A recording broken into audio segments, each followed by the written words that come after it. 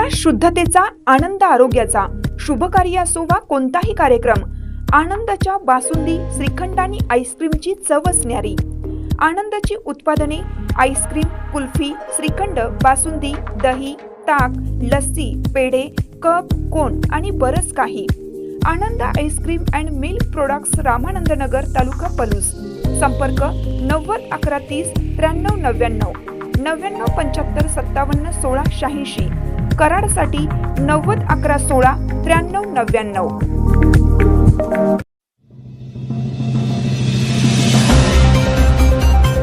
Doctor Vishwajit Kadam यांच्या सभेला आमनापुरात उत्स्फूर्त प्रतिसाद. भाजपवर कडाडून टीका करत विजयाचा निर्धार.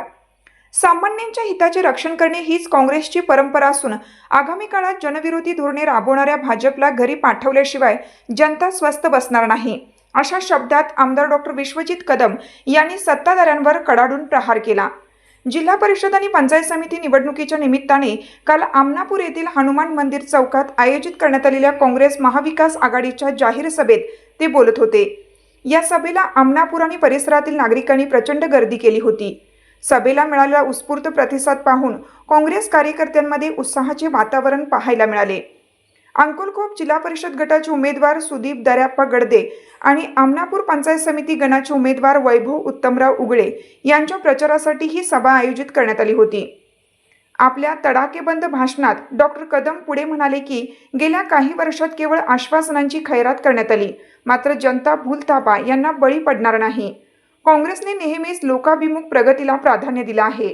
यावेळी जनतेने परिवर्तनाचा कौल निश्चित केला असून या दोन्ही मतदारसंघातून महाविकास आघाडीचे उमेदवार विक्रमी मताधिक्याने विजयी होतील, असा ठाम विश्वास त्यांनी व्यक्त केला.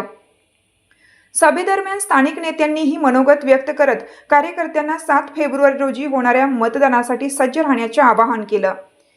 या प्रचार सभेस आमदार डॉक्टर विश्वजित कदम, ज्येष्ठ नेते घनश्याम सूर्यवंशी, माजी जिल्हा परिषद सदस्य हेमंत पाटील, कृषी उत्पन्न बाजार समितीचे सभापती सतपाल साळुंके, जयकर पाटील, माजी सरपंच विश्वनाथ सूर्यवंशी, मोहन घाडगे, शरद उगळे, गजानन सूर्यवंशी, उत्तम सावंत, उमेश पाटील, संभाजी साळुंके, प्रणाली पाटील यांच्यासह अंकलखोप, नागठाणे, धनगाव, बुरुंगवाडी, आमनापूर, बुर्ली या गावातील प्रमुख पदाधिकारी, कार्यकर्ते मोठ्या संख्येने उपस्थित होते. आमनापुरात काँग्रेस प्रचारात मोठी आघाडी घेतल्याचं चित्र दिसून येत आहे.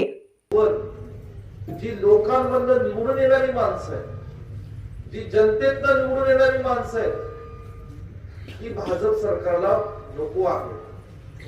आणि जी भाजप सरकारला नको आहे म्हणून या गेल्या 4 वर्ष सातत्याने निवडणूक लांबवण्याचं काम हे भाजप सरकारने केलं. आज आपल्या निवडणुका होत आहेत. येणाऱ्या 7 तारखेला आपण सगळी ग्रामीण भागातले लोक हे मतदान करून आपला विचाराचा काम करणारा पंचायत समितीचा सदस्य, जिल्हा परिषदचा सदस्य त्या ठिकाणी निवडून देणार. ही निवडणूक का महत्वाची आहे? मी इथं प्रचाराला का आलोय?